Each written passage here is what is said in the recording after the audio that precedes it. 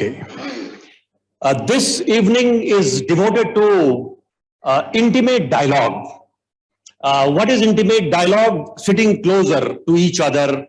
And this thought I bring from Upanishad that says Upanishad means sitting closer and having intimate dialogue for clarity on the issues of life. You see, in MBA programs, a lot of talks we do about making a good living. And living is more a quantifiable measurement matrix. What is your per capita income of the country, and what is the quality of clothes we wear? What is the per capita food consumption? These all are living side, quantitative side, but other is life side, qualitative side. So today we have decided that in the next 40 to 45 minutes, we'll engage into intimate dialogue, a dialogue about how to lead a life, how to carry ourselves, how to, let us say, be compassionate to others, so-called others. Upanishad does not allow you to say others because you are extension of myself, if I'm allowed to use the word myself, because myself word is only grammatically correct from Upanishadic angle, and yourself is also only grammatically correct. But just to use the language, you have to have some words. That's why in Hindi I will say these are kaam chalao words for continuing the engagement of communication between two persons. So in nutshell, there is going to be intimate dialogue, and we are in conversation with Dr. Ram also. And basically today, I have requested him, and we have not pre-planned this question you should ask, I should do home preparation. I just believe in Goddess Saraswati. Whatever sir will ask, whatever answer at this moment of time is available to me, I would enjoy my spontaneity. And sometime I go to classes with a lot of preparation, and sometime I go with background preparation, but not on the spot preparation.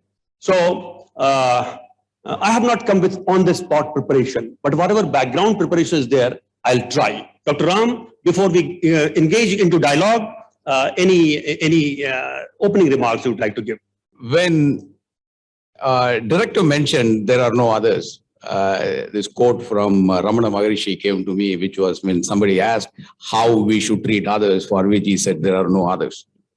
That came to my mind when you addressed this concept of others. Now, what I realized is in management education today, there is so much discussion on finance and accounting, supply chain, managing people, succeeding, private equity, how to rapidly climb the ladder of wealth, how to be a unicorn, how soon can one be a unicorn, how to be a unicorn just fresh out of college. But the knowledge or the wisdom related to these things are, let's say, time dependent. These things can change over a period of time. Whereas what I have seen and what I have understood is the knowledge that the Upanishads and Bhagavad Gita and these kind of Sanskrit scriptures have given us are not, they don't have an expiry date, because they address basic human qualities, how we should behave, how we actually behave, and how we, in other words, they talk sometimes in normative, saying that how we should do things. And there are times they don't give you any direction. They just state you things and then let you decide what direction you should go, what kind of decisions you should make, and so on. So I thought this is probably one of the best opportunities we all can get to ask some of these questions to Director Singh, because I have recently interviewed him for a video of the book he has published a few years back. It is called Management Sutras in Sanskrit Scriptures. I don't know how many of you are aware of it. It's a pretty voluminous book. He has done research for several years. He has taken content from Mahabharata, Chanakya Nithi,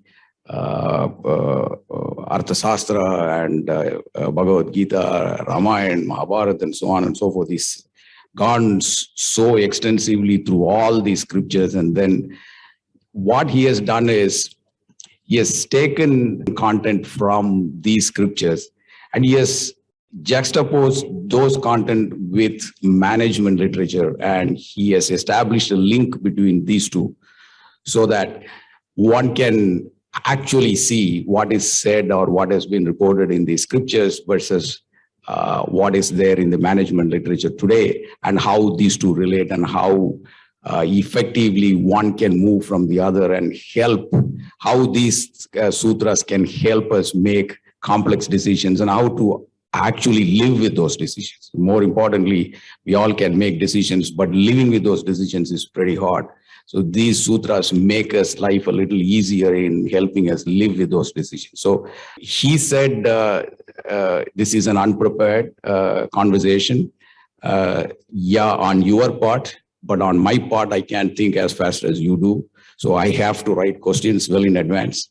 I will probably ask follow-up questions. So I would rather admit it. I have written several questions here based on my own understanding of the scriptures. And in fact, some of them are doubts that I have. You know, I'm sorry to ask my doubts right in front of all these people, but the best person who can answer this with no preparation is you. So happy to be here. Thank you very much. Okay, so let me begin with this, sir. These scriptures, whether they are Upanishads, whether they are scriptures such as Bhagavad Gita, Ramayana, Mahabharata, and so on, are these abstractions or are these things that are really applicable? Fine. First of all, let me put some self-disciplining contour line around me that my answer, depending on my capability, my answer would be laconic, too short, so that my let us say selfishness is that I may receive more and more questions anyway. But sometime what happens, the subject is such, answer may go for 3-4 minutes also, but I will try to reduce. I'm announcing it before you so that I'm also listening what I'm saying to myself. See, whether scriptures are abstract or highly applicable, research methodology, especially developed by, let us say, Western world, is extrovert in nature.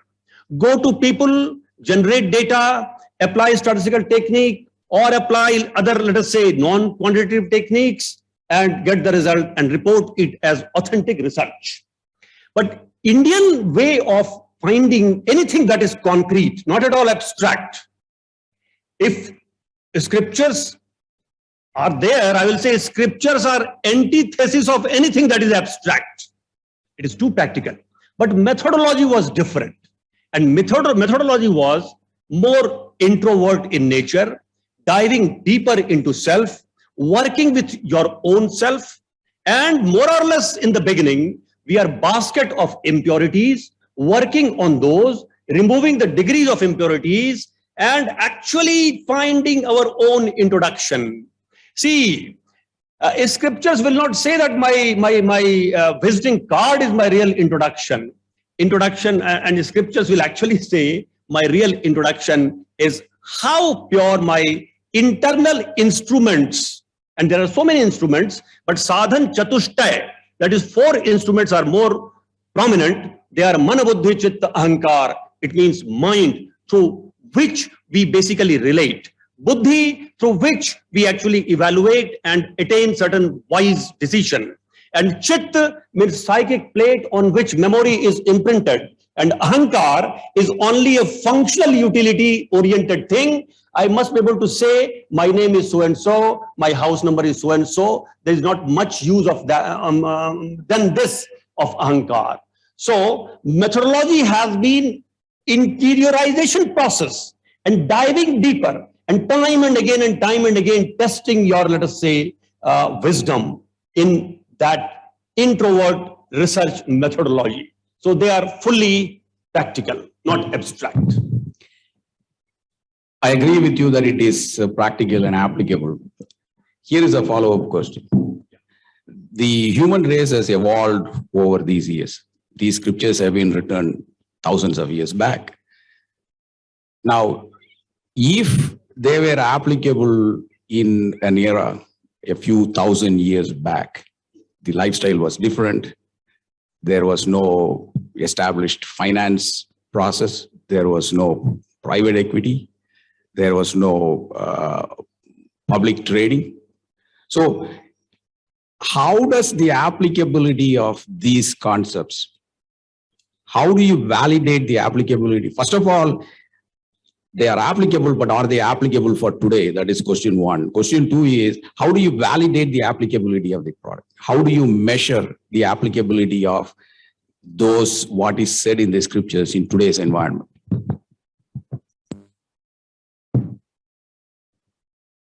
You see, scriptures are not interested in your incremental development. They are simply interested in your transcendental development. It does not do retail business with you, only wholesale business. So, but you will say you are still glorifying the scriptures. Where is the answer of the question which Dr. Ram raised? Whereas, I was a student of economics honors, and a wonderful book I used to purchase for continuously 10 years. That book was Indian Economics by Rudar Dutt and Sundaram. And this story started sometime in 1978 and continued up to at least 1988. And then I stopped purchasing that book once I got enrolled in PhD in the field of human resource management. And my second master degree in economics, I said a bit goodbye to that. Why I'm saying I purchased each year that book? Because Indian Economics, wonderfully written book, its shelf life is 1 year. Because next year, economic survey will come, new budget will come, book becomes redundant. So whereas ordinary books are like wonderful annual calendars on wall, and whatever may be the beautiful photograph on that, you have to remove that calendar on the 31st December night. Whatever may be the beauty of calendar. But high quality mirror, if you have, it is never boring. Because high quality mirror, when you see with some attire, Western attire, it gives your reflection. Dhoti kurta, Eastern attire, it gives different reflection. So, longevity of high quality mirror is very high. Scriptures are like mirrors. And ordinary books are like, ordinary means, you see, Upanishads say that Vidya and Avidya. And avidya is a very dignified word. Avidya means the science of engineering, technology, management, law, medicine. Avidya means avidya mrityutarkam, the domain of knowledge which helps you to dispel death to certain extent away from you. They are all called avidya in Upanishad, but avidya is a highly dignified word. It all actually encompasses technical knowledge, maybe management, maybe technology, maybe law. Vidya, vidyayam mritmashnute. I think almost, maybe I'm giving a very rough estimate, 15 to 20% B school, academic institutions in the country may have in their emblem written this, vidyayam mritmashnute. It is taken from Ishavashopanishad, which says, vidyayah amritam ashnute. Ashnute का अर्थ होता है चखा जाता है, चखना, to eat, to taste. Amritam means nectar, elixir. Vidya means Brahma Vidya. So, Upanishads or other scriptures, they deal with Brahma Vidya. Now come to applicability. Because it is like mirror and not like calendar, longevity is more. But still, the context has changed. For example, when Gautam Buddha became enlightened, his first word came in the form of Dhammapada. And first sutra says, Mano me pubbangama dhamma, mano setha manomaya. It means everything in this world, every action actually is guided by the state of mind. Mano me pubbangama dhamma, mano setha manomaya. And the example Gautam Buddha gives, first example of Gautam Buddha after getting enlightenment was that as the wheel of bullock cart follows the footsteps of the bullock, which is tied before the bullock cart, because he cannot give example of aeroplane. Now, you will say when the Gautam Buddha's example, how far it is applicable? But we will say, of course, there is no bullock cart, but we can say that we have a car. So as where the front two wheels of car move, so the rear two wheels of the car will move. We can always change the context. So you see, we have to be, first of all, and I will end this answer because I had promised it will be short answer. Even on one question, there can be whole session. You see, we have to go to the scriptures with empathy, not with antipathy. Ijra bata ke to dikhana. Please go with empathy, because it is said in Vedas that Richa means shloka of Bhagavad Gita, Richa of Vedas, and Hayam of Bible, or let us say in Quran it is called ayat. Ayat means shloka of Quran is called ayat, Richa of Veda, and especially Rig Vedas, that's called Richa. Richa of Vedas clearly say that Richa itself decides. Please listen carefully.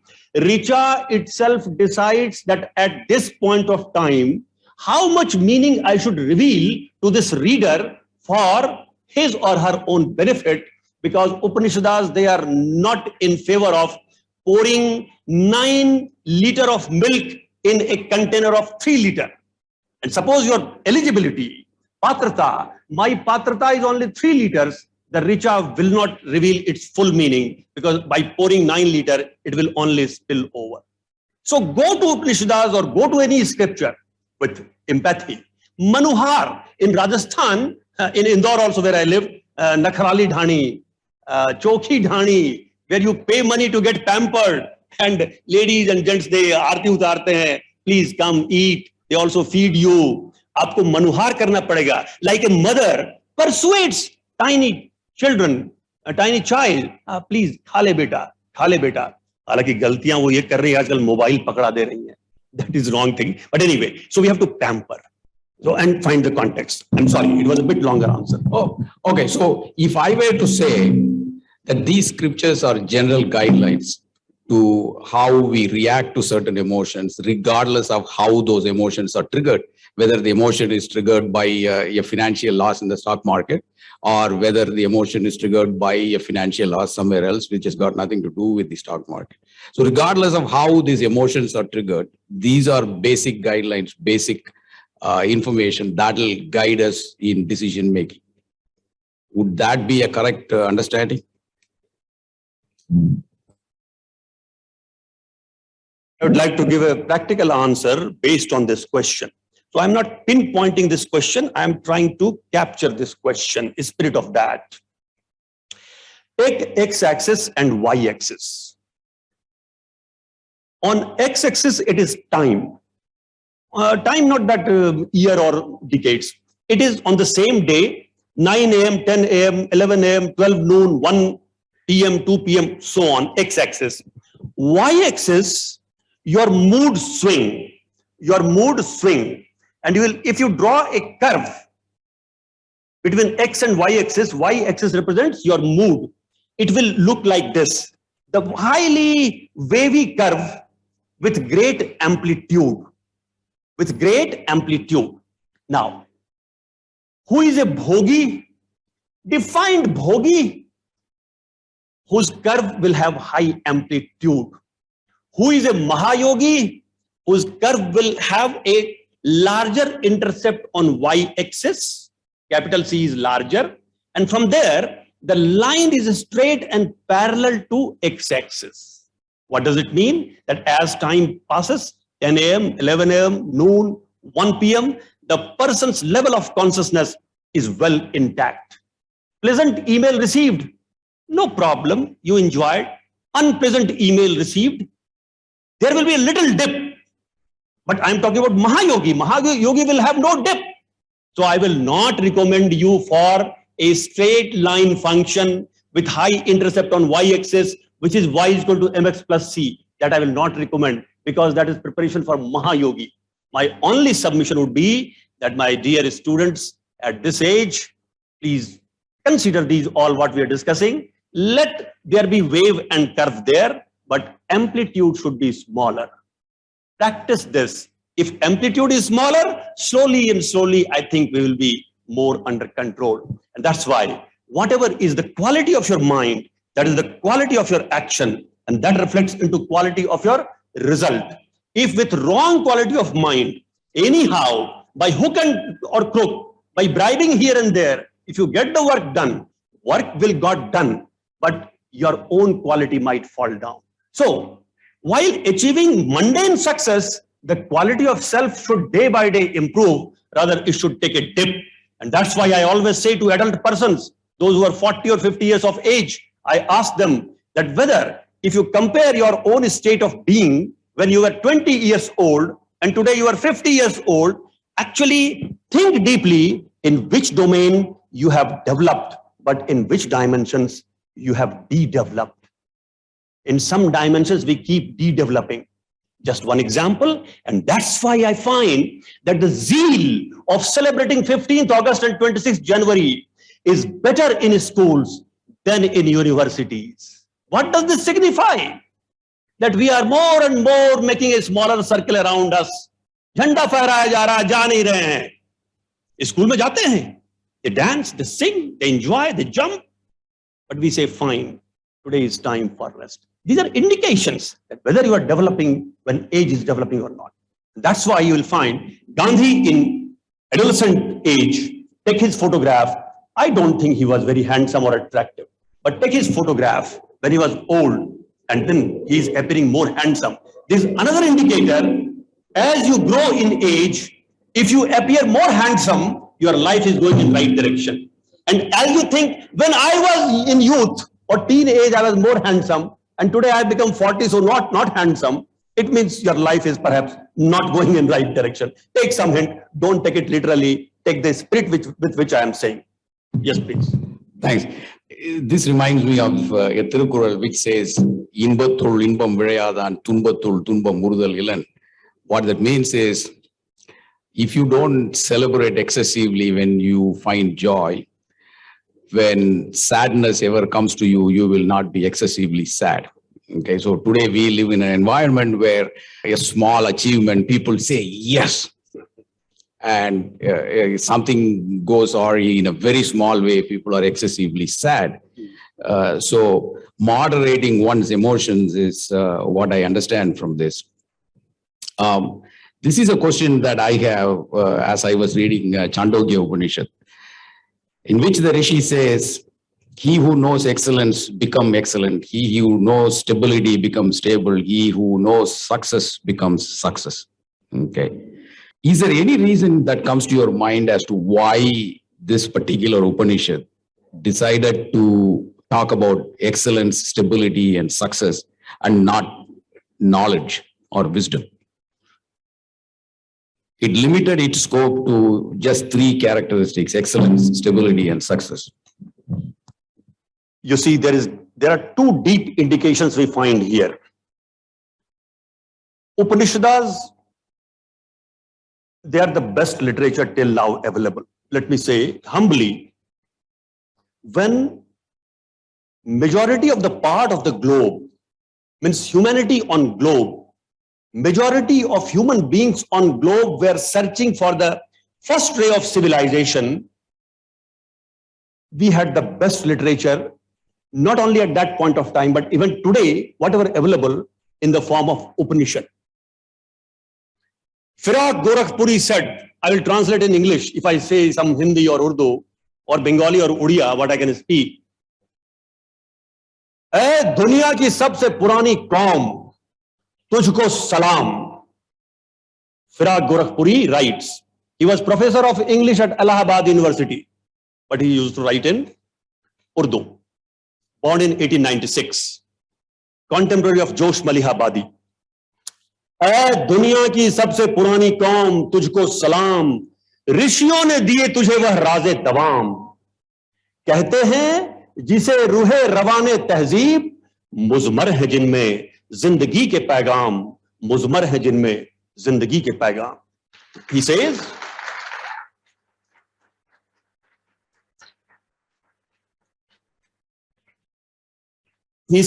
"ऐ दुनिया की सबसे पुरानी कौम, oh, the oldest breed of humanity," means Indians.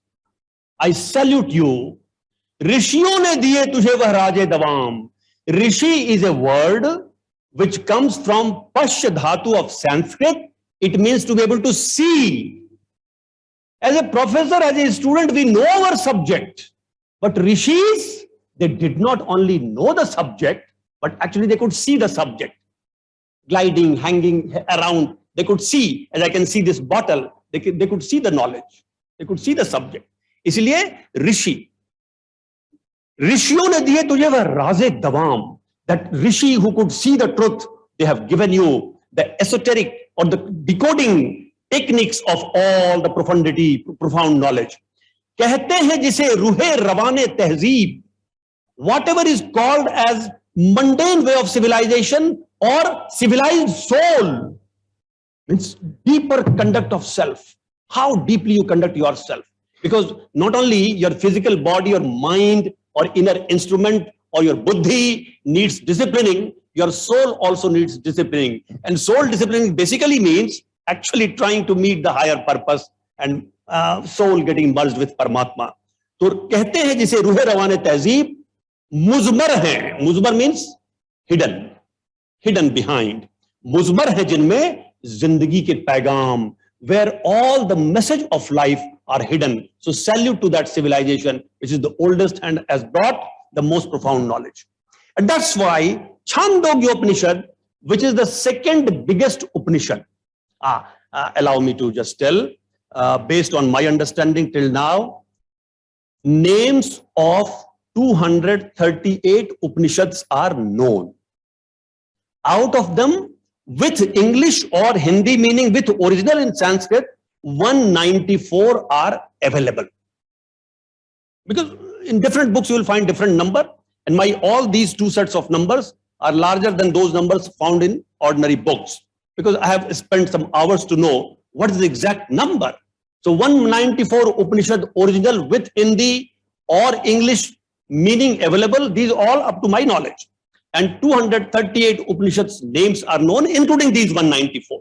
So Chandogya Upanishad, which is the second biggest Upanishad, Brihadaranyaka Upanishad is the biggest Upanishad, Churika Upanishad, Atma Puja Upanishad are smaller Upanishad. Surprised you will get, you will become surprised that Churika Upanishad or Atma Puja Upanishad are so small that with 14 size font written in Devanagari, the Upanishad, whole Upanishad can be written in 2/3 size of one side of A4 size of paper. And that's why, if I ask you a question, why at least 90 Upanishads, you cannot find book being sold in the market? Because 90 Upanishads are such that there are 3 or 4 pages, 6 pages. Who will publish it separately? How you can publish 4-page book? Anyway, so Chandogya Upanishad is highly interested. Upanishads are highly interested in your mundane development also. And that's why efficiency, success, these all are being emphasized. In 10th chapter of Bhagavad Gita, Lord Krishna not only equates himself with Kapil Muni, but also equates himself with Aravat elephant or Uchchashrava horse. Because he says, wherever there is excellence, it is my reflection. My reflection means reflection of higher consciousness. That's why Upanishads are taking mundane variables, and there also you need to maximize them. And last point, you said, by knowing efficiency, I become efficient. By knowing success, by pondering over success, I become success. What does it mean? It means manasa, vacha, karmana, aikyam. What is this? What I think, same thing I do. What I do, same thing I think. What I think, same thing I speak. Manasa, what you think. Vacha, what you speak. Karmana, what you do. When there is a Triveni, I call that outer Triveni is available in Prayagraj. And even there the Saraswati is invisible. It is conceptual river. Of course, it is visible 4 kilometers north of Badri Narayan, which is called Mana village. But that is outer Triveni. Inner Triveni is where 3 rivers inside you, Manasa, Vacha, Karmana, they become concurrent. And that's why by properly pondering over success, you become success yourself. You see, for a spiritual person, Nothing is postponable. Here and now. Joy here and now. Success here and now. Ecstasy here and now. That's why it is said, by thinking so you become that. Thank you. Yeah, as you could see, I'm here just to unleash him. So let me switch lanes. There was this conversation that happened 50 years ago when I was a kid in my village, where a bunch of these elders were sitting and talking. They were discussing how the conversation between Arjuna and Lord Krishna went on. The one topic that was being discussed that day was, I still remember very vividly, is because I was amazed at the way these people were looking at that particular scenario and asking the kind of questions they were asking. The question there, or at least the topic of discussion that day was, Arjuna has killed a lot of people before this war. He's not new to killing. He's a warrior. He's an excellent warrior. He's an accomplished warrior. He's killed a lot of people, but when it comes to this most critical moment in his life, he hesitated to kill or participate in the war because he was afraid that he's going to kill his own teachers and cousins and so on and so forth. So the fundamental question they were asking was, is this person, Arjuna, basically a flawed human being? Because he seemed to value certain human beings more than other human beings. You know, a warrior is supposed to kill somebody regardless of who that human being is. But as soon as he starts discriminating and assessing value of one human being to be more than another, he's not a warrior anymore. Is that a character flaw? How would you explain this? Is that how the fallible nature just at the beginning of the war, because Arjun is perspiring. Sidanti mamagatrani mukhani parishushati. When you and I become nervous, our lips get dried. Mukhani parishushati. Sidanti mamagatrani. I get perspired. Pasine se latpat ho jate hain hum. So that is the condition described in first chapter, that is called Vishad Yoga of Arjun. That is the condition. And Sir is raising this issue, whether this fallible nature of Arjun should be analyzed by youth like us. Yes. Two things I'll say, and just I will quickly elaborate. One is, so that I should not forget, 78th shloka of 18th chapter of Bhagavad Gita. That is the last shloka of Bhagavad Gita. Bhagavad Gita has 700 shlokas. Some other version of Bhagavad Gita has 701 shlokas. From where this one additional comes? In some versions, the first sutra of 13th chapter is in a form of question. But that is not taken as authentic. 700 shlokas, Bhagavad Gita is taken authentic. So last shloka of Bhagavad Gita I will visit, but I am postponing for half a minute. Before that, I would like to say, is Arjuna representing a fallible human being? I'll say, take 3 lines, minus. Sometime in high-rise building, you will find 0 level floor, -2 for parking, then +1, 2, 17, 20. Okay, so -0 and plus. I will not blame Arjun too much. When he was trying to run away from the battlefield, when first chapter of Bhagavad Gita is being described, I will not blame too much, because Arjun was not operating at minus level. He was doing nothing wrong. Finding the grandfather in whose lap I have enjoyed my childhood and I have to kill him. Dronacharya, who taught me how to lift bows and arrows. For example, tomorrow, let us say, my students want to kill me. Will not you bit hesitate, or just you will kill me? And if you hesitate, basically, in that state, I'll say, you are a normal human being. You should hesitate. दादाजी को मारना है, चाचा को मारना है, पिता तुल्य सबको मारना है, गुरु को मारना है. So Arjun was operating at 0 level of, let us say, maturity, but not at negative. I will not blame Arjun too much. But the level of question paper was difficult at that point of time in the life of Arjuna. Please remember one thing. If God is merciful with you, he or she, in whichever form you worship him, or nirguna form you worship, the God will set a bit tougher question paper for you in the life, so that you lift your consciousness more and more. Allow me to quote, not exactly in Sanskrit, but in Narad Parivrajak Upanishad, a rishi is praying to God and complaining to God, saying that, "Oh God, are you angry upon me? Are you not merciful upon me? Why you are not giving me high quality confusion for long time? Do you want me to vegetate at the same level of consciousness? Why you are not setting tough questions for me?" These are not ordinary sentences available in other books in the market. Only Upanishad has power to say such things. So, life also sets question paper. And because the God Almighty wanted Arjuna to lift his level of consciousness, that's why the life set a very difficult question paper before him, that grandfather and uncle, brothers, friends, allies, all are standing. I have to kill. And that's why actually we needed the level of Bhagavad Gita, the level of the wisdom of Bhagavad Gita only to lift Arjun from zero level to positive level. So I will just let Arjun pass as a personified, fallible human being's tendency. Yes, sir. Yeah, thank you. The next question is something that I struggle with quite often.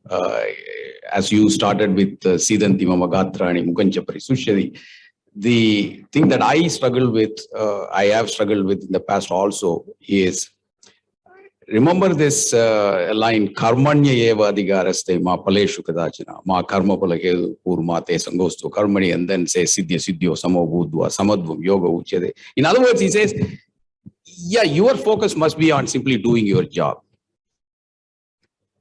This is the problem that I have with this. In the environment we have today, in this competitive environment, if I simply say as a leader or as a CEO, I am just doing my job, I'm not going to worry about the results, do you think it will sell? Do you think the investors, do you think your employees, your own employees, are they going to accept that? You cannot say, okay, I live my life by Bhagavad Gita and Bhagavad Gita says this, so I'm just going to do my job, let the chips fall where they may, and I'm not responsible for the results. In other words, I'm not responsible for the quarterly results. Is that even possible to live a life based on this statement today? Okay.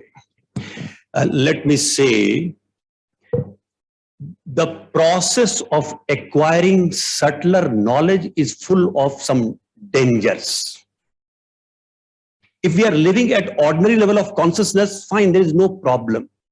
But the process of acquiring subtler knowledge, that path itself is full of moss. It is slippery. So be a little careful. Have cross-referencing. And Krishna also suggests to Arjuna in Bhagavad Gita, in such case, please go to a person, stand up and walk, take some trouble, go to the person and put your question. Put your question and you will get the answer. Fine. Just a bit humming sound, if you stop, you will get better results. My dear, from that corner, can you stop talking, please?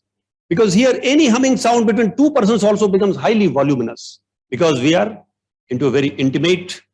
Quality of ether is better now, isn't it? That's why anything like this will be actually more magnified. So I was saying that Ramcharitmanas, in that book, Tulsidas has said, Gyan Panth Kripan Kai Dhara. Gyan means subtler knowledge. The path to subtler knowledge is as sharp as the blade of a sharp sword. एक तेज तलवार की धार के जैसा है. a little bit misunderstanding here and there. And in Hindi, there is a phrase, "Gud ka gobar ho gaya." Means actually you shift from good to worse. We wanted to make a journey from good to better, and I slipped from good to worse. That's why little care is needed. I will say now question. Question is there. Bhagavad Gita, 2nd chapter, 47th shloka, that Sir was reciting, Karmanyeva adhikaraste ma phaleshu kadachana ma karma phal heturбhu ma te sango tu karmani tu akarmani. चलिए इसको हम लोग जरा हम करेंगे एक साथ, है ना? See, ये Bhagavad Gita's maximum shlokas, except some shlokas in 15th chapter, which is called Purushottam Yoga, all major number of shlokas are in Anushtup Chand. Anushtup Chand has basically 24 syllables clearly defined, and it has Chaturpad, 4 parts. Each part has 6 syllables. So, चलिए इसको हम लोग साथ-साथ recite करेंगे. First, I will recite alone, one part. Once I complete, you recite it. And I'll try to be in my pronunciation as clear as possible. So let us recite together, okay? First me alone, then you all please collectively. Karmanyevadhikaraste. Please speak. बहुत बोलते हो, अभी कुछ बोलो. कर्मण्येवाधिकारस्ते मा फलेषु कदाचन मा कर्मफल हेतुर्भुः मा ते संगोः तु अकर्मणि. Somewhere I use sandhi vichcheda. Of course, recitation is more lucid when it is with sandhi. But to understand meaning, you have to go for Sandhi Vichcheda. This sutra, shloka of Bhagavad Gita, 47th of 2nd shloka, is the most popular. Arguably, if you do the survey, this is the most popular. And once Mahabharat serial came, Mahabharat not of Ved Vyas, but of B.R. Chopra, when became very popular on screen, then other shloka, that is from 4th chapter, became also popular. That may be called as second most popular. Yada yada hi dharmasya glanir bhavati bharata. So this became the second most popular. Now come back. We are going to be leaders. Do your karma, don't think for result. What can be other piece of knowledge which is as unproductive as this? Keep doing your work. Don't think for result. What can be antithesis? But please, why I gave the preload? This knowledge is dangerous because it is misplaced. It is not said like that. It is saying basic English meaning. I will not go word by word. It will take time. Basic meaning is that while performing the work, remember and listen carefully, while performing the work, don't hanker for result. What does it mean? Suppose now, today, we will meet for 2 hours, and up to Friday, every day we shall meet for 3 hours, just to decide where we want to reach after 2 years. Now, while doing the planning, you are thinking the future. But when you can think the future, you cannot think about future in future. You have to think about future in the present. So while planning for future, be fully available to present. While planning for future, don't think for future. Means don't hanker for future. So planning is also done in present time. Action is also done in present time. So this sutra says, whatever work is assigned, do at that time while deepening approach, not while hankering here and there. Now, you have planned for profit. Please do the profit planning. This shloka is saying, please do the profit planning.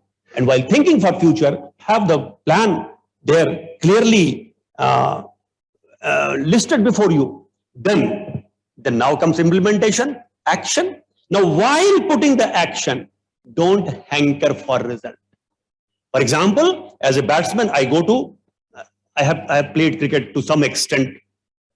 So example comes from cricket and you will find it is not misplaced. Suppose I am the batsman 4 down and opposition team has scored 150. 100, generally our team, like we score only 150, whenever we score 350. So 150. My team has to chase. I am going as 4 down batsman, 3 wickets down on 11 runs. I am the 3 down batsman, 4th batsman or 5th batsman. I go with a kind of target. I have to stay on pitch. I will not allow my wicket to get out. And then I'll see that at least half century I score. While going from pavilion to, let us say, pitch, I am planning. Fine. That mental set is there. Because as a batsman, you have a different mental set in different innings. When you have to hard hit, you go for hard hitting. But now you have a different mental set. Now bowler is bowling. Now while bowling, don't think, I will score half century, I will score half century. No. You have to see the wrist of the ball, his movement, pitch of the ball. And based on a reflex, you have to play that ball only. While playing for that ball, don't think for half century. This is only being said. Plan for half century, but while facing the ball and moment to moment, moment to moment, moment to moment, live in the present. Don't hanker for future. Don't dream for the future. Don't look at the, let us say, scoreboard. 50 hua kya? And ball is coming. It will make you bored. I think this much at this point of time is sufficient in favor of 47th sloka of 2nd chapter of Bhagavad Gita. Yeah, that was an excellent explanation because I wish I had known this a little earlier. I was always confused about it. You clarified it for me. It's almost like sitting in a class with you. Chanakya has been a very controversial figure. In your book, you have addressed a few of what Chanakya said in his Chanakya Nithi. There is one thing that has been discussed in the West and also even here and even during my days when I was young was, there is this one statement in Chanakya Nithi where Chanakya says, or he's imposing a limit on honesty. Limit on? Honesty. Now, he says, don't be too honest. Don't be excessively honest to the extent that you go help the competition or you go and help your own enemies. If your enemies are destroying themselves, don't be too honest and then stop them from destroying themselves. So that's one example. The question for you is, a statement like this, limit your honesty, gives a lot of leeway and legroom for people to choose their own definition of honesty and their own limits of honesty and say, this is my limit of honesty and I am still honest. It is almost like saying, write your own law, a moral law. He's talking about honesty. He's not talking about anything illegal. So it's almost like you define what is moral and what is not. If you want to conveniently and comfortably change the boundaries of honesty, almost like saying, okay, go ahead, do it. Is my interpretation wrong or how do you explain this? Now, this question requires more intimate dialogue, but I have promised and we have limited time. So first I will give a kind of punchline. Chanakya literature, not Arthashastra, but Chanakya Nithi, Chanakya Sutra, these kinds of books. Especially Chanakya, if you read, you will know the art of sacrificing X for Y. I call it what to be sacrificed for what. What to be sacrificed for what. Because you can't, suppose you can't get both the things. X and Y, both you can't have, either X or Y. So what to sacrifice for what? Chanakya is a wonderful, let us say, propounder. Now, unless you empathize with such answers, only questions will be raised based on further question.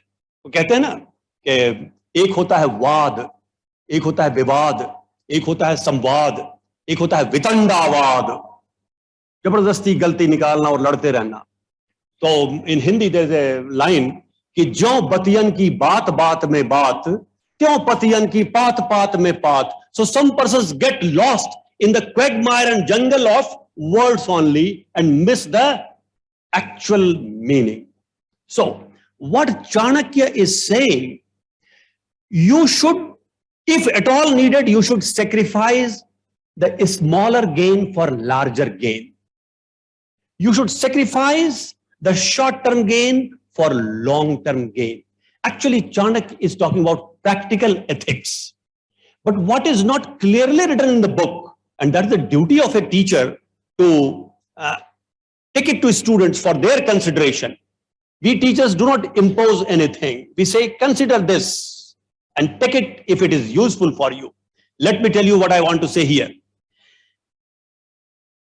In scriptures, Indian scriptures, it is not said in verbatim, do this, don't do this. Of course, satyam vada dharmam chara, everywhere it is said. But there is more emphasis or working upon yourself, making yourself purer. And if your inner purity is there, whatever you decide becomes the decision. Please remember, I will repeat because these are precious things. When you work on internal purity, keep on working yourself, sharpening yourself with that pure psyche. When you take a decision, that is the decision. That's why it has been said, Mahajano yen gatah sapantha. Mahajano yen gatah sapantha. Acha, aapko jab bhi kahin mile, punch line of this Sanskrit sutra, Mahajano yen gatah sapantha, charai veti. You should know what is the original shloka and this is tale of which shloka. So I will just tell you. It is wonderful shloka, that's why I am saying. Mahajano yen gatah sapantha. Mahajan means person with purity, superior person. Whichever path they take, that becomes the path. They do not follow a path. That's why in life you will find when you experiment with deeper causes, there will not be any highway prepared for you. Every time you have to make your own pathway. पगडंडी पर ही चलना पड़ेगा. सत्य पर चलने वाले पगडंडी पे चलते हैं. भेड़िया धसान तो चल रही है, गाड़ियां चला रहे हैं हम हाईवे पे. सो महाजनो येन गतः स पंथा, वो कहां से आया सुनिए, यू विल एंजॉय. श्रुतिः विभिन्ना स्मृतियः च भिन्ना न एको मुनिः यस्य वचो प्रमाणः धर्मस्य पंथः निहितं गुहायाम महाजनो येन गतः स पंथा. कितना सुंदर लाइन है. That there are so many rishis, rishi vivinna, maharshi vivinna, na eko muni yasya vachah pramanam. There is not one muni. Muni means one who does pondering. जो मनन करता है वो मुनि, जो सत्य को देखता है वो ऋषि, जिसमें साधुता उतर गई हो वो साधु. There is difference of meaning among all these words. Sadhu, muni, rishi, tapi. Anyway, so if you take this anchor point, you will get answer yourself. Work on your internal purity and take a decision depending on the context. That shall be the path. Don't follow a path which is already just prescribed by anyone. So I will conclude this part saying that it is better to be a bit defective original copy compared to be a perfect carbon copy. So work on yourself.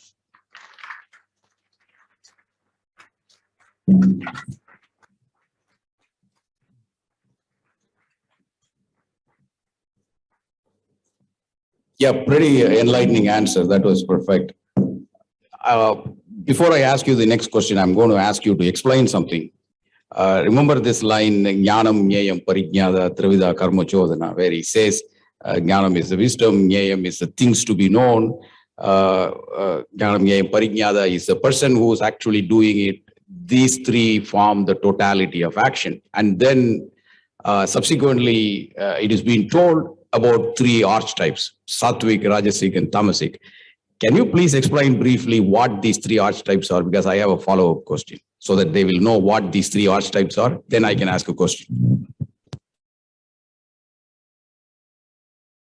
Well, this certainly requires a quick answer because question is very, very deep. Two parts are there. Quickly, I'll say. I promise I will not take 60 seconds more than that. But this question does not deserve 60 seconds. It deserves 1 hour. See, Jnana, Gyata, and Gyeya. These 3 words, its English meaning would be the knowledge, the knower, and the process of knowing. Remember, I'll repeat, the knowledge, the knower, and the process of knowing. If they become one, you imbibe the knowledge inside yourself, and the imbibed knowledge is no more having only temporary citizenship within you, but it has acquired the permanent citizenship. It has become part of yours. You have naturalized it. Jnana, or the knowledge, the knower, and the process of knowing. Now, some subjects which are outside yourself, for example, managing a machine, if I know, I'm the knower, the knowledge, process of knowing, all 3 will not become one because machine is outside yourself. These all have been said in context of actually that Atma Sadhana, where the knowledge is not different than knower. And process of knowing itself is not different than the knower. Knower is not different than the knowledge. While knowing, you become that, what you tried to know. Now, in a romantic way, one शायर wrote कि मैं भी तू, मीना भी तू, साकी भी तू, महफिल भी तू. You are being drunk by yourself. You are in the assembly of drunkard. Drunkard here means who is drinking the nectar of life. So you are being consumed by yourself through the process of consumption. You are yourself becoming a full circle. In the process, you are becoming a full circle. And that's why you will find that evolved person, they attain a typical virtuous cycle of conservation of energy process. And that's why the knowledge, the knower, and the process of knowing, if they all 3 become one, you actually are authentic knower.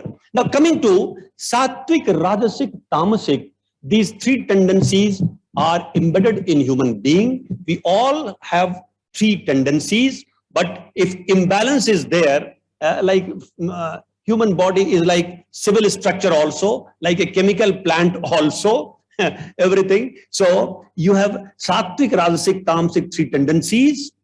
And sir's question is how to have that kind of balance. I am giving you a controversial answer because nowhere any kind of, say, prescription has been given how much percentage you should have. But I prescribe a percentage. And I'm knowing to whom I am saying.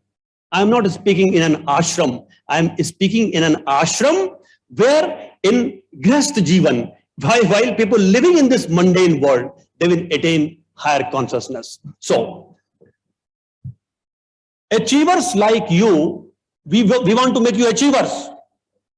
Fire in the belly, all these things. But if keeping all these things in mind, and as your well-wisher, and with full empathy, I am saying, the combination should be 40% Rajasic. Now, Rajasic means dynamic tendencies.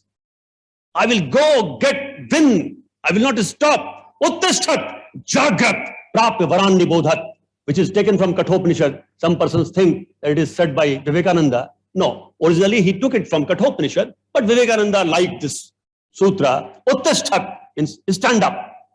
Jagrat, be awakened. Prapya Varanni Bodhat. Unless you achieve, don't stop. Now, what this says? This says Rajasic Bhav. But when I'm having Rajasic Bhav, whether my goal is auspicious, if your goal is not auspicious, what you will gain after Uttishtat Jagrat Prapya Varanni Bodhat? A person who is going to purchase a cigarette from cigarette, let us say, shop, uske liye bhi hoga. Stand up, go towards cigarette shop. Don't stop unless you purchase the cigarette and start smoking. The question is that energy of going to shop, that is Rajasic Bhava, that you must have. But where you are going? Please remember, you will require speed in your life. But more than that, you will need direction. In which direction you are going? So, 40% Rajasic Bhav is enough to achieve any mundane success in this world. And this 40% Rajasic Bhav should be supervised by 45% Sattvic Bhav. Sattvic should be a little stronger than Rajasic. Then there is Midas touch to the Rajasic. Otherwise, Rajasic will deviate you from the real path. 45% Sattvic, 40% Rajasic, and 15% Tamasic also. You should not be 0% Tamasic. Otherwise, you will say, if I sleep, it is wastage of time. Then you will have so much of diseases. Sleep is needed. For your age, I guess 6 hours sleep is needed. I used to sleep for good 6 hours at your age. And at this point of time, I sleep for 7 hours or 7 hours, 15 minutes. 6 hours is not giving me full rejuvenation because at this age it happens. But once, if God keeps me alive after 15 years, again, I'll reduce as a natural process sleep hours. For you, 6 hours sleep hours. So, Sattvic, Rajasic, Tamasic. Sattvic. What is Sattvic? Urdhvam gachanti Sattvika, Madhye tishtanti Rajasa, Adho gachanti Tamasa. Certain Tamasic tendency should be there. Now I will sleep. Now I close my office. Now I will not work. Now I will relax. Relaxation is different thing, but pramad is different thing. Alasya and dirgha sutrata is different thing. And Upanishads say, pramado mrityu. Death is not saying goodbye to the physical body. Death means when you keep procrastinating due to your lethargy and your laziness. So, Sattvic, Rajasic, Tamasic, this formula, as I understand, I shared with you. You may or may not agree with 45, 40, 15 prescription. But if you do not agree, you will have to think and come back for a discussion. Thank you. So one small follow-up question, you don't have to take much time. The follow-up question be, nowadays, because of the speed of business or the velocity of business and the drive to make short-term profits, enormous short-term profit to meet investor demand and investor hunger, it appears that the percentage of Rajasic is pretty close to 80 and then probably 20% Sattvic in many cases, okay, even though you are recommending something.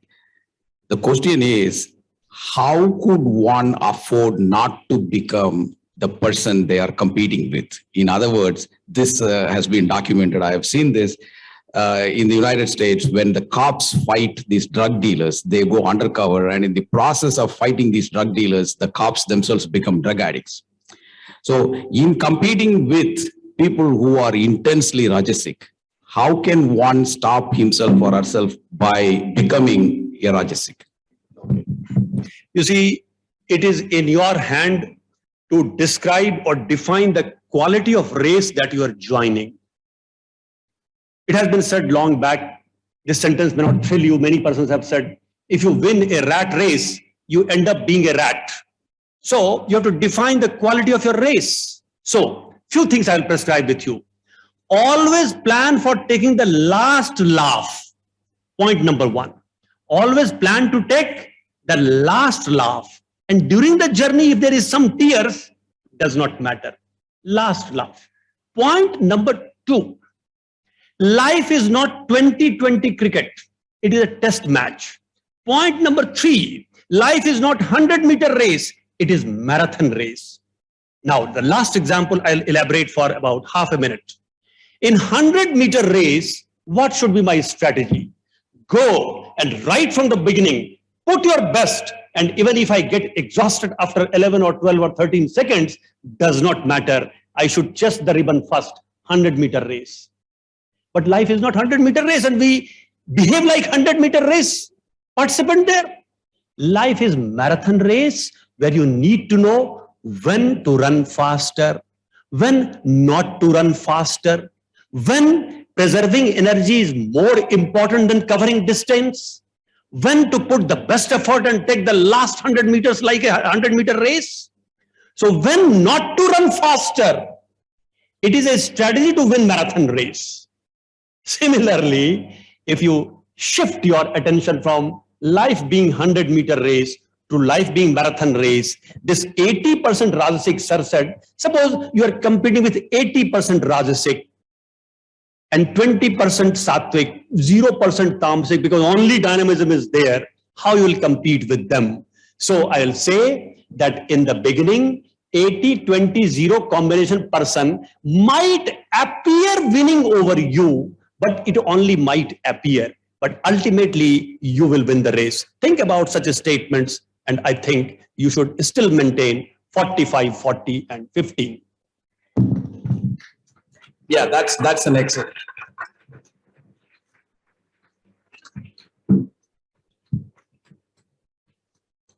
That's an excellent explanation. Actually, you win a rat race by avoiding it. That's a race that you have to avoid. Actually, this is a personal doubt I have between what is said in Brihadaranya Upanishad and Maitri Upanishad. As I started reading it several years back, I wrote it down, and finally here is an opportunity to get it cleared. The one statement in Brihadaranya Upanishad says, one becomes bad or virtuous by his or her actions. Yeah. So one becomes bad or virtuous by his or her own action. That's what Brihadaranya Upanishad says. And then Maitri Upanishad says, what a person thinks, he becomes. In other words, he becomes what he thinks. Now, Brihadaranya Upanishad says, you become what you do. And Maitri says, you become what you think. Now, Maitri skips the action. So how do you agree? If you agree with one statement, the other statement doesn't seem agreeable, and vice versa. So explain this disparity here. Let us take a triangle. It has 3 vertices. In one Upanishad, 2 vertices have been taken. In other Upanishad, other 2 vertices have been taken. One is common between these 2. I think we discussed on these issues earlier. There is a triangle. One vertex is manasa, mind, you think. Other is vacha, what you speak, because speaking is not there. And third, karmana, what you do. Many Upanishads begin with this invocation vakya, that Om Vang me manasi pratisthita, mano me vachi pratishthitam. O God, let my speech be established in my mind. Let my mind be established in my speech, and mind is speech combinedly, let it put the best action. You see, this question is not directly raised, but we had discussed about 47th shloka of 2nd chapter of Bhagavad Gita. Karmanyevadhikaraste ma phaleshu kadachana. Chalte chalte, what I feel as a golden rule, inaction guarantees failure. And most perfected action does not guarantee success. So आप कहेंगे ऐसा क्यों? My answer would be, the God has created world like this. You have to understand and live here. Your inaction will guarantee failure. Your most perfected action, to the best of the ability and best of the newly acquired ability also, whatever you do in this world, nobody's perfected action guarantees success. Then what actions do? Better actions only increase the probability of getting success. So your dharma is to only keep increasing the probability of success. That is the point we have to understand. And that's why here, in these 2 Upanishads, one is Brihadaranya Upanishad and the other is this Maitri Upanishad. Just for your general knowledge, 11 Upanishads were interpreted by Adi Shankaracharya. So people started saying that they are main Upanishads or principal Upanishads. Personally, I do not agree, humbly, because these 11 were chosen by Adi Shankaracharya. Based on that, they are called, salute to this principal Upanishad, but other Upanishads are also as important as these Upanishads. Fine. So allow me to say that humbly I do not agree with it. But what is the general knowledge part? It is Maitri Upanishad, what sir quoted, is the 13th Upanishad, which Max Muller, 12th Upanishad. So this is the 12th Upanishad, Maitri Upanishad, which sir quoted. is the 12th Upanishad, apart from 11 interpreted by Adi Shankaracharya, was also interpreted by Max Muller, who is known as one of the most profound, let us say, knowledgeable person on Upanishad, who belonged to Germany. Chalte chalte humne kaha. So here also you see, out of 3 vertices, Manasa Vacha Karmana has been, out of these, in one set, 2, other set, other 2 have been taken. Let us not get confused, because Upanishads sometimes apparently may appear to be confusing, but deep down there is always a kind of symphony and symbiotic relation among variables. Thank you, sir. The last 2 questions. This question was asked in the class also this afternoon. Okay. There seems to be, under many instances, people have come across this situation in their lives, all the way from entry level people to senior level executives to CEOs. There seems to be sometimes inherent conflict between the moral values one ascribes to and their responsibility or the duty. If these 2 are in conflict with each other, if one's moral beliefs prevents him or her from exercising his responsibility as whatever he or she is, or do his or her job, how to resolve this situation?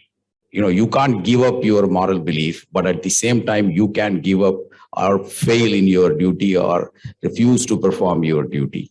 So both are equally important. How to make a decision in a situation where the duty that you are supposed to perform is completely in conflict with what you believe to be a moral value? I think any dialogue, any answer should depend on who is listening to it. This question, had I been facing only CEOs or managers with 50+ age who are very senior, my answer would have been different, because that would have been more useful for them. But my answer should be more useful for my wonderful students at this stage of life where they are now passing through. So I would say, sir is raising a question that if there is a conflict between Swadharma and Sansthan Dharma, and if there is actually a deep conflict, how to resolve it? My humble answer would be, in order to prove that I am honest, so that I become eligible to speak harsh word to you, my honesty is not valuable. In order to prove that my Swadharma is more weightful than Sansthan Dharma, and I will spoil the Sansthan's organization. Sansthan means organization's, let us say, purpose. It means I am arrogant. Some persons are arrogantly honest. I will not request you to prefer that path. Satyam bruyat, priyam bruyat, na bruyat, satyam apriyam. Your honesty does not make you eligible to become arrogant person. If your honesty brings arrogance, you are becoming so egoistic, then you are bargaining ordinary things by giving away the precious things. So I will suggest, if in your life, and this answer is for students of this stage, which might be useful, if there is a conflict between Swadharma and Sansthan Dharma, don't spoil the Sansthan Dharma for time being. At the first instance, don't spoil it. But quickly, because Sansthan Dharma is a circle in which you are rotating, and circle's radius is 5 meters. And Swadharma is a bigger circle with 10 meters radius. But in order to declare that I am a Mahan Atma, so my Swadharma will prevail, don't spoil Sansthan Dharma at the first instance, but increase your transfer value and capability.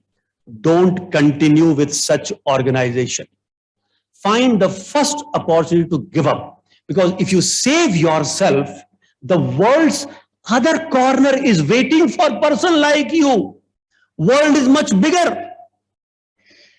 So don't get confined. But for that, you have to keep increasing your transfer value. अपने को मार के मत जिएगा, जिंदा रहिएगा। मरना एक बार ही होगा, रोज रोज नहीं। That's why if you kill your Swadharma, you will die every day. That should not be done. Thank you.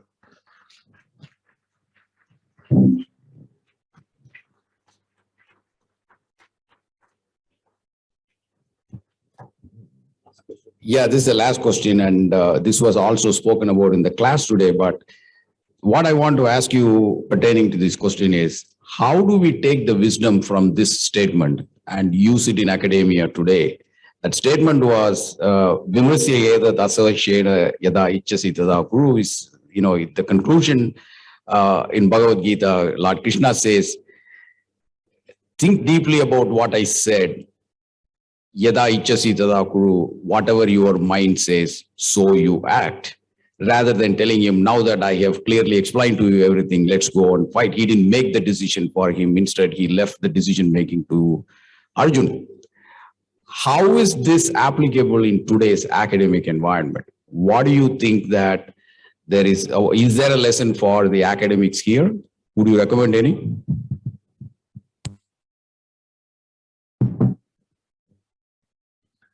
Sir is raising a very precious question again. In 18th chapter, Lord Krishna is saying to Arjuna, I have said you what I had to say. Now you do as you wish to do. And before that, he also asks, there is a sutra which says, hey, Arjuna, I have told you something. Did you listen carefully? Did you listen? You see, few things you should remember. In future, you will become parents. I read somewhere, I like this sentence. You cannot acquire the deeper wisdom of life unless you have become parents of teen-aged children. They will test you. Perhaps you might have also tested. So you cannot acquire the deeper wisdom of life unless you yourself become parents of teen-aged children. Why? Teen-age is a completely journey into foggy area. कुछ समझ में नहीं आता है. सत्य तो समझ में आता ही नहीं है, तथ्य भी समझ में नहीं आता है.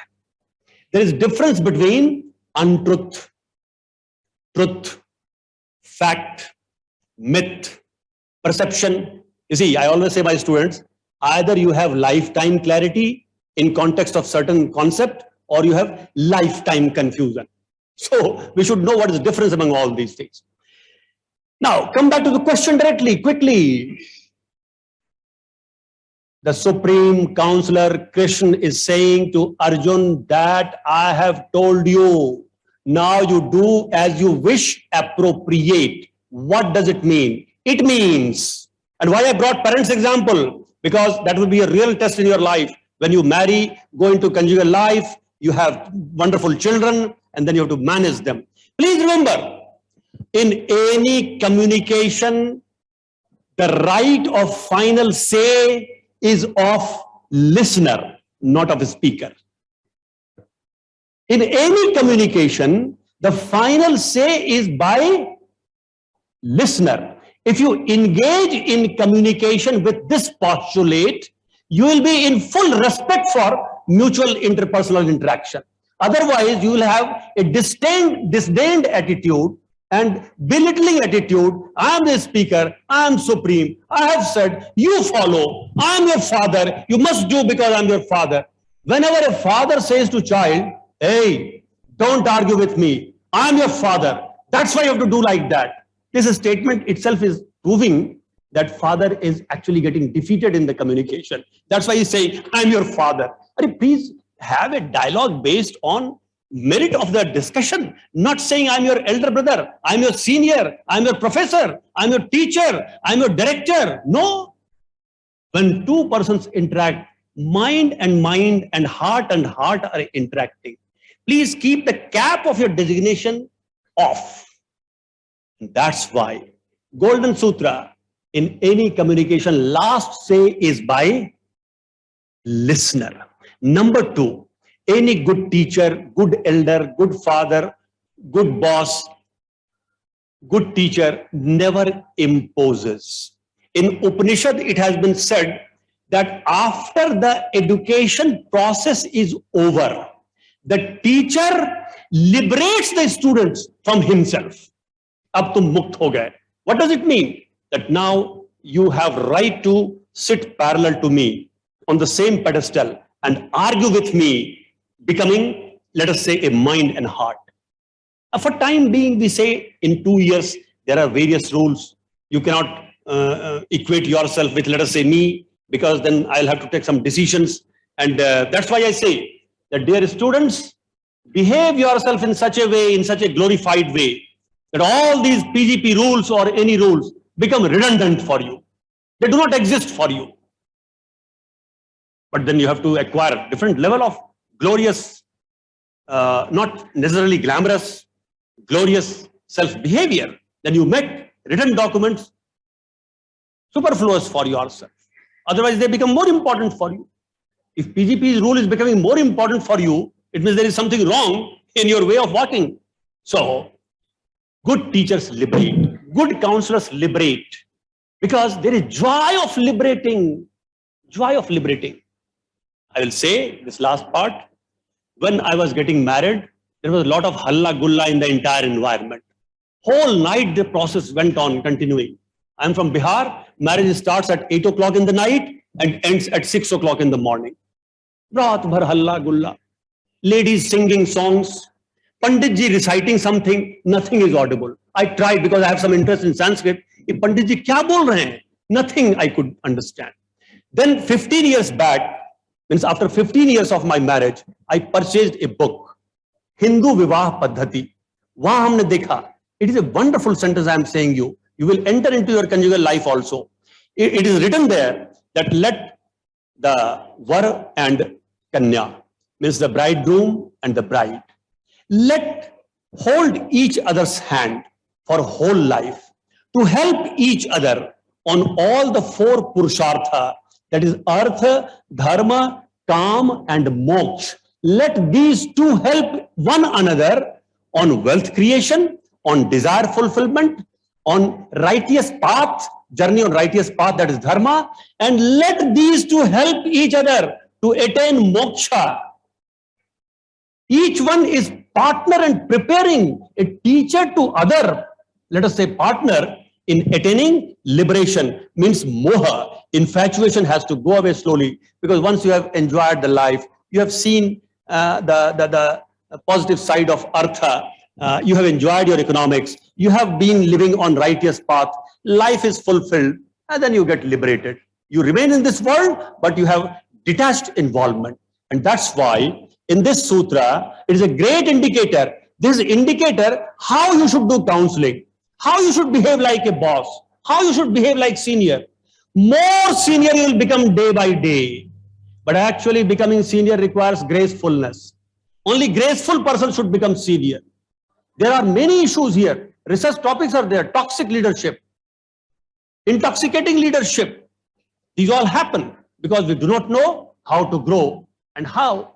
And if the position is taller than you, you will always have misplaced behavior. But if you're taller than the position, then you will digest the position and authority invested in you. So learn from Lord Krishna. Thank you.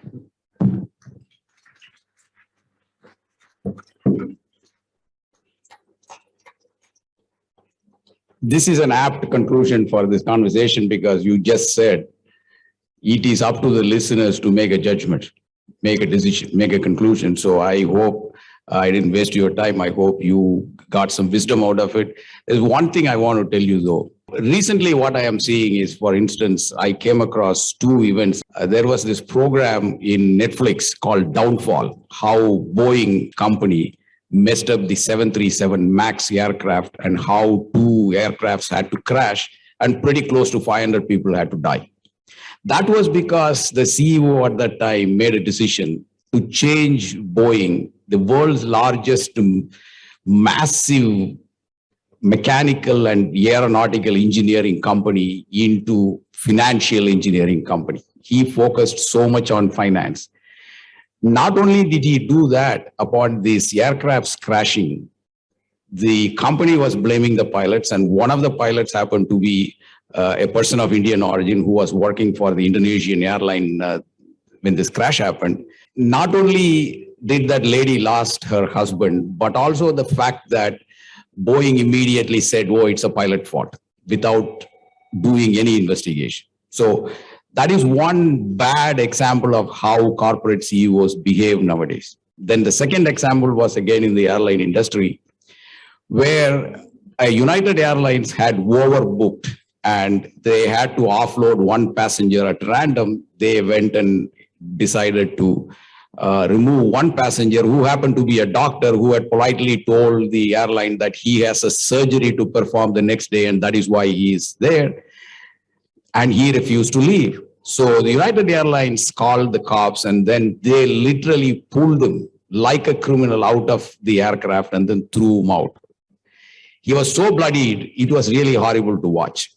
Now, the CEO of that company at the time, rather than after watching this incident on TV, rather than immediately calling that passenger and apologizing, the first thing he said was, oh, I am with my employees. This guy, he didn't have the smartness and the basic human courtesy to call a fellow human being and first apologize. A simple word of apology would have solved so many problems. Instead, he made this statement supporting what the employees did and ended up paying through his nose. Of course, he didn't pay his through nose. His company, United, paid a lot of money to this. What I see nowadays is this ego in the CEOs, this drive for getting wealthier and wealthier at the expense of the customers, their employees. These seems to be more and more prevalent. Now, I also know some people who, couple of my friends who have suddenly quit their job and then almost went into depression because they, later on I came to know that they were expected to lay off 500 employees and then they refused to do so. Instead, they quit their job and came home. So such people also exist. So the reality is somewhere in between these two. The core objective of today's conversation is when you make business decisions, you must be able to live with those decisions happily. You know, you shouldn't be miserable after making those decisions. People quite often ask, how do you live with yourself after making the decision? So you must be able to live with yourself after making such decisions. Now, scriptures usually help you with that a lot. Now, I have met some people who have quit their jobs, and when I tell them this is what the scripture says, there is certain consolation for the people for having chosen a particular decision or a particular direction. So in that context, I hope his expertise and his explanation on the questions that I asked were helpful to you. And this is a conversation I suggest you should continue to have. These conversations don't end in one session. You are all very fortunate to have a very scholarly person like Dr. Singh here. Thank you, sir. I appreciate it.